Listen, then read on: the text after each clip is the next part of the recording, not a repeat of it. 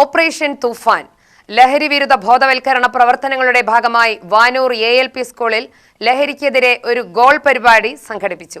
വിദ്യാർത്ഥികളിലും രക്ഷിതാക്കളിലും സമൂഹത്തിലും ലഹരി വിരുദ്ധ സന്ദേശം വ്യാപിപ്പിക്കുകയെന്ന ലക്ഷ്യത്തോടെയാണ് പരിപാടി സംഘടിപ്പിച്ചത്.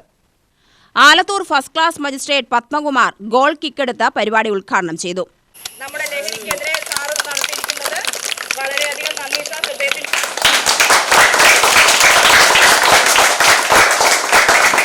പ്രിയപ്പെട്ട പൊന്നുമക്കളെ, എനിക്ക് നിങ്ങളോട് പറയുവാനുള്ളത്, നിങ്ങൾ സ്കൂളിൽ വരുന്നത് പഠിക്കാനാണ്.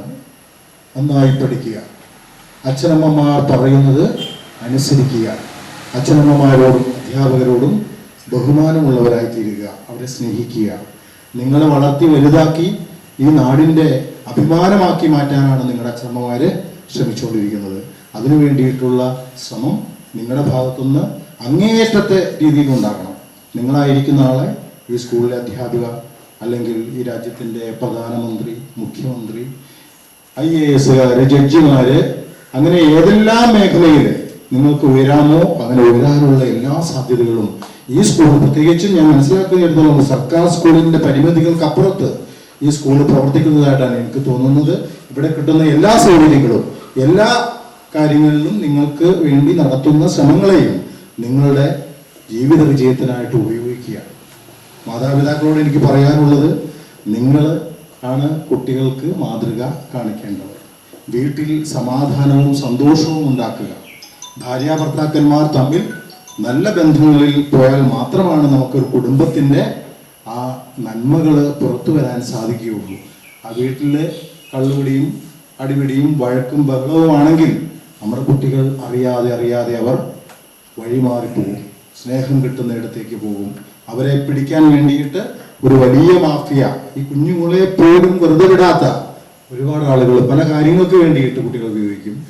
കുറ്റകൃത്യങ്ങൾ ചെയ്യാൻ വേണ്ടി മാത്രമല്ല, മറ്റു തരത്തിലുള്ള ലൈംഗികമായിട്ടുള്ള അബ്യൂസുകൾക്ക് വേണ്ടി ഉപയോഗിക്കും. മയക്കുമരുന്നിൻ്റെ വ്യാപനത്തിനായിട്ട്, വിൽപ്പനയ്ക്കായിട്ടെല്ലാം ഈ കുഞ്ഞുങ്ങളെ ഉപയോഗിക്കുന്ന ഒരു പ്രവണതയാണ് കേരളത്തിൽ കാണുന്നത്.